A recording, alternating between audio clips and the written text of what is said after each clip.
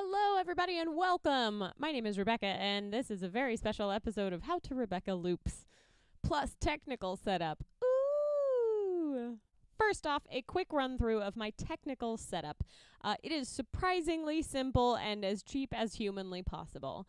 This microphone is just a cheap microphone that goes to a 1/4-inch output. I think this one came from Radio Shack and was like $30. I found a Behringer version on Amazon for about $20. It's got a little on-off switch. You can't hear me when it's off. Fun. That feeds into an iRig HD, which is actually made for, I think it was intended for guitar players, so you can plug your electric guitar into here, and then this feeds out, and then there are 3 different outputs. So like this, you can see it goes directly into my iPad.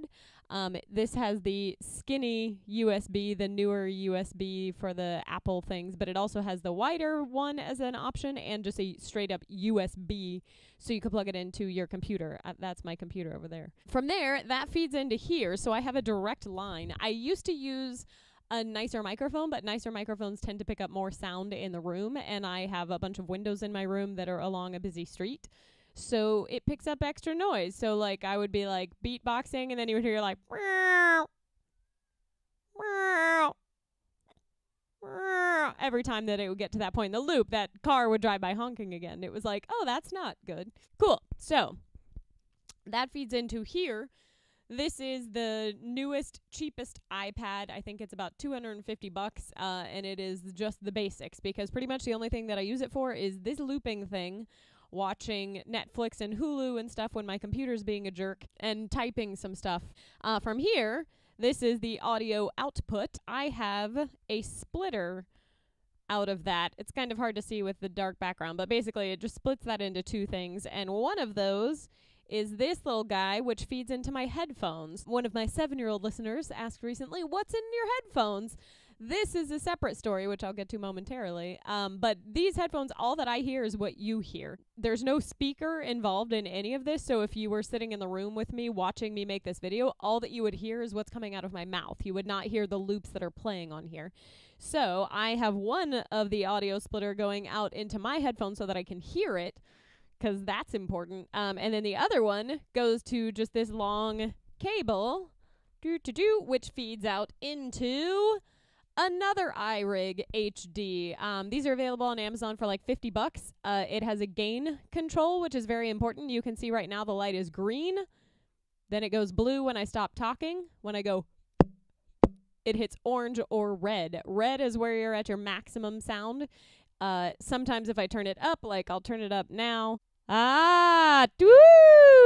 The sound gets really bad. Sorry about that. Demonstration's always important. Yeah, so I always have to check both of the iRigs and make sure that the gain is good. Otherwise, the video will be too quiet or too loud and it won't sound good. So always check your gain. And then from here, same output as the other one, and then that feeds into my iPhone, which you cannot see because it's my camera. But the plug is the exact same setup. So it's this thing into my iPhone, and then I have the screen facing me so that I can see what I'm filming, because there's nobody else in the room with me making sure that the shot looks good. So that's my whole technical setup. My phone is on, you know, those like selfie sticks that have the adjustable like thing that you slide your phone into. I have one of those, but it's mounted on a tripod. And then I use, so today I'm just using sunlight as my lighting, but I do have this cream colored sheet to help kind of disperse it, because one of the windows lets in a lot of light and it like flushes me out and makes me like super pasty and bright. When I'm filming at night though, I have this really bright LED light that's like this big, and I just shine that against that same cream colored sheet, and it disperses the light and gives me a decent enough look. So my last video was the Alessia Cara cover of Here, and I didn't even trim off the edges. Like when you watch it on YouTube, you see me reach up and hit record. You see my hand pulling away, and then at the end you see me reach up and hit stop, because I literally go from my photos where the video lives straight to YouTube. I do usually edit on YouTube, like the description and all that stuff, on my computer and not on my phone, just because it gives me better options of like uploading a specific thumbnail. And I do pick specific thumbnails, even though most of the time they look ridiculous. Like I'm like, I try to pick the one that I think looks funny or that represents my personality, that isn't necessarily like, oh, look, I look like I'm perfectly staged. Now, the process of how to arrange the official How to Rebecca Loops video. These white headphones are connected to my old iPad where I will be watching the YouTube video for Alessia Cara here. So my first step is that I just listen to the song a million times and like really get the feel of it in my head. From there, I type out lyrics, which this has other stuff on it as well. But this little column are the lyrics. I try to listen to the song a lot while looking at the lyrics because that makes a big difference of like getting the rhythm in my head. I'm a visual learner. I like to have it on the page. So I put it on the page in front of me. The next thing that I have to do, now we actually get to the looping. I have to figure out how long the loop is. In the description, I'm putting a link to the official music video of Alessia Cara here. So click on that if in case I reference like a time frame, you'll be able to go and listen in the video and know what I'm talking about. Usually when I'm trying to find the length of the loop, most of the time it's not going to be in the drums because the drums tend to be a bit more repetitive. It's usually going to be in like the chords. So I listen to the bass first. I'm starting right at 15, the beginning of that loop, and I'm hearing it as 8. Do, ba-do, this is the bass, ba-do, do-do. And that just keeps repeating. So I know that it's 8 counts. Cool. Now I got to figure out the parts. When I'm building the track, I almost always start with the drums because I need that rhythm to give me like a metronome. This app has a metronome feature. I don't use it though because I'm pretty sure that there's no way that I can make it come to my headphones but not the video, and I don't want to have like a click, click, click, click in the background because I don't like that. Well, I listen for the kick drum first, which is that like and you can hear that throughout, and then I try to find like a snare drum, which is like that tight sounding drum. I heard repeating over and over again because I know that there's enough space in there that I can do something else besides that. I added in a little hi-hat in between each of those beats. So I went. I'm not like a phenomenal beatboxer. You can find YouTube tutorials of all kinds of amazing beatbox stuff. But the basics that I do are like just a P sound for kick drum, a K sound for a snare drum, and then a or for a hi-hat. I have this whole crazy notation system worked out for myself. So you can see that first line is P, T, K, T, little p, big P, T, K, T. That to me means I could actually write it out and notate it like on staff paper, but that would take way longer, so I don't do that. So now I have my first loop, so I'm going to put that down so I have some drums here.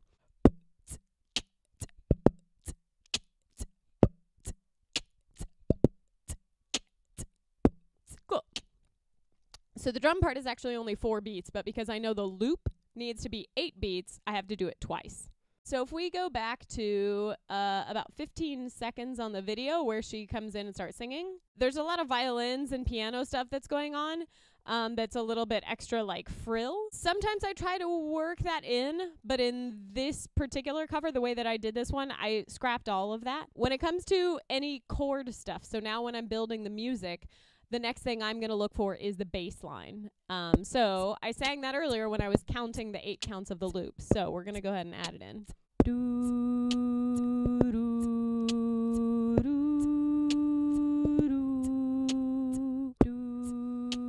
And because this is just like a rough draft essentially of what I'm building, I'm not overly concerned about this being perfect because this is just for my reference. So if it's a little bit out of tune or if the beats are not quite right, then I don't care. At the beginning, there's like violins and there's piano and then there's bass and this. But since I don't have the frill in there, this is all that I have. Like, I'm not listening or I'm indifferent. And to me, that's super boring. I actually just layered chords on top of the bass line. There might be a place in the track where if you listened closely, you'd be able to hear like exactly what those notes are. I just have done enough music that with this bass line, I can figure out what the chords probably are, and I can find chords that work for me. So let's add the chords.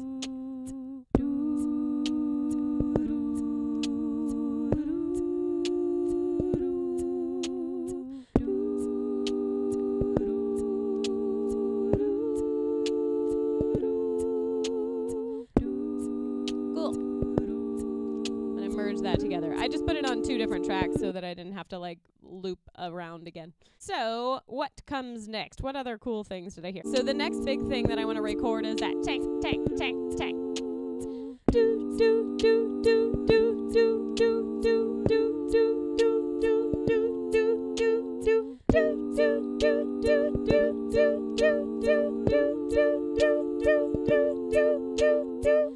do. Great.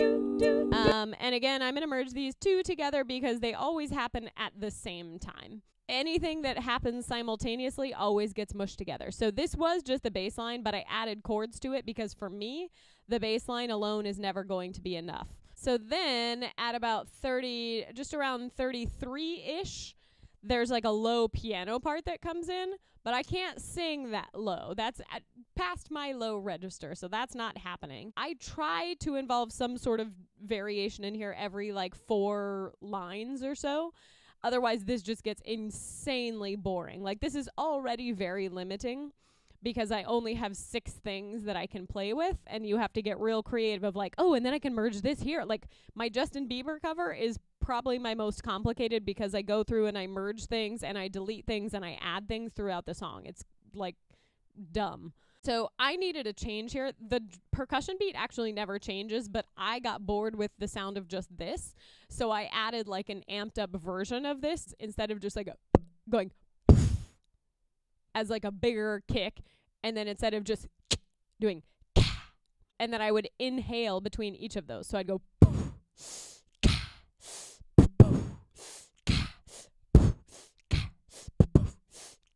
so we'll record that to add more variety.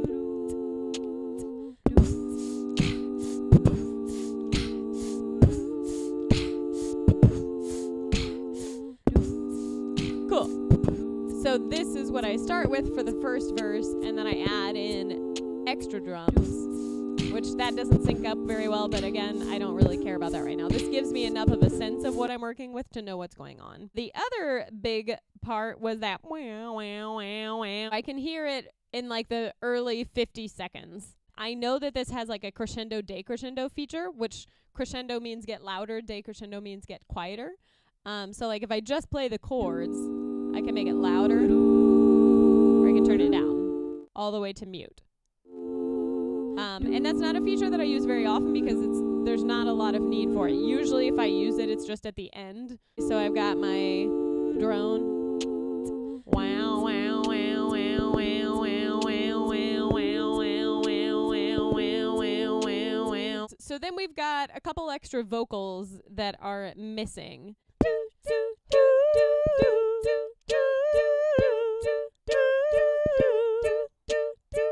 During the hears. Oh, oh, oh, oh, oh, oh. So literally all of this, with the exception of these chords, I just listened to the track and went, oh, that's a new thing. Let me make sure that I add that in. Cool. So at this point now, I have all of my notation written here. So you can see track 1 is drums. Track 2, I put extra drums, but I moved that to 2 because originally I was going to have the bass be separate from the chords. Track 3 is the chords. Those are actually the notes that I'm singing. 4 is the high piano thing. You get it. Now I go through and I listen to the song. I first write out what actually happens in the original song, like what comes in where and what cuts out where. And then I try to do just that exact cover. And then I go through and I make adjustments. So I say, okay, great. This part sounded really bad. So like technically, I'll be here somewhere in the corner under clouds of marijuana with this boy who's hollering I can hardly hear is only supposed to be this. Somewhere in the corner under clouds of marijuana with this boy who's hollering I can hardly hear. That just sounds weird to me. Like it sounds like there's too much missing. So I just went ahead and added the chords and the bass back in. Technically, they are different chord progression. This is not actually a chord, but this is just one chord lasting through the whole thing. And this is a changing chord progression, but I think that it works. I think it sounds better than just that. That sounds terrible to me. And then from there, I figure out what order I need to record this in. I also have to factor in like where can I breathe and where can I swallow, because your spit builds up after a while and then you're just like and then you end up swallowing right in the middle of a line while you're singing, and then you have to stop and start over again. It's not fun. So like tracks like this is great because it's da da da da da da da da da da da da da, and then you can see all of this empty space right here where I can like actually like take a second. This track is also pretty nice because since they are a little bit shorter, I can go do do do do do. There's plenty of time for me to get an inhale or an exhale in between those notes. And then once I can do this, once I can build this track like 2 or 3 times in a row with no mistakes, then I actually will build the track and go into the song. From there, I try to find any tricky parts in the song where I know I'm going to need extra work. So like in the Will Smith cover, where I had that crazy where it was like, oh, the track is going, and then I had to go like, stop, change, go. I practiced that over and over again. So since I already had the loops built, I could just practice the changes in the song. I usually don't start recording it until I've done it a couple of times, like pretty successfully. And then I'll get up and start filming it, because like once you start filming it, then it feels like the pressure is on, and every time that you mess up and you have to like stop and start over again, you're like, take 74. I don't think I've ever actually done 74 takes, for the record, but I've done a lot. When I do end up getting like a million takes in a row and I'm just hitting a wall, I just stop. I put the whole thing away. I don't think about it. And then I come back to it and I'm like, all right, I feel good about this. Record, go. And half the time it's perfect then. Like it's just, there's like too much pressure to get it right because I've been trying and failing so many times in one day. And then as soon as it's over, I do a little mini victory dance and then I immediately post it on YouTube. It's a very fancy process. So anyway, that is my first How to Rebecca Loops. Ask me questions. I will make another one soon, and I'll try to get more concise with my explanations and better at my explanations. See you guys soon.